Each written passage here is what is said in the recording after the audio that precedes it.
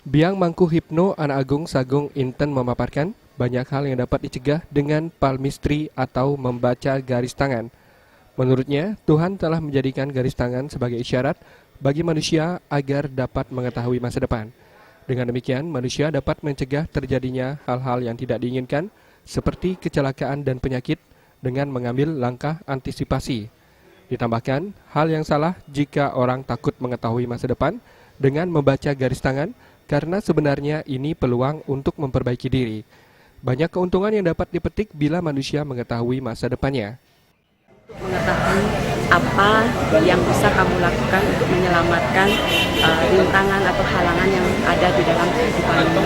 Kemudian temukan potensi diri yang ada di dalam kehidupanmu agar hidup ini tidak terlewatkan begitu saja atau tersia-siakan.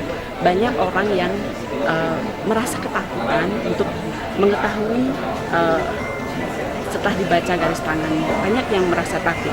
Sesungguhnya ini adalah penyelamatan dari Tuhan. Penyelamatan dari Tuhan dengan mengirimkan garis tangan kita ini untuk dibaca, untuk diketahui. Misalkan di usia berapa kita memiliki halangan, nah dengan demikian kita bisa menghindari atau memperbaiki pola pikir kita, pola rasa kita, menjaga kesehatan kita jauh lebih baik. Biang Mangku Hipno juga menjelaskan garis tangan manusia memang dapat berubah sesuai dengan upaya yang dilakukannya untuk memperbaiki diri seperti melakukan perbuatan baik dan amal. Oleh karena itu, membaca garis tangan memang sebaiknya dilakukan secara rutin minimal 1 tahun sekali. Purnama dan Rahwira, Bali TV.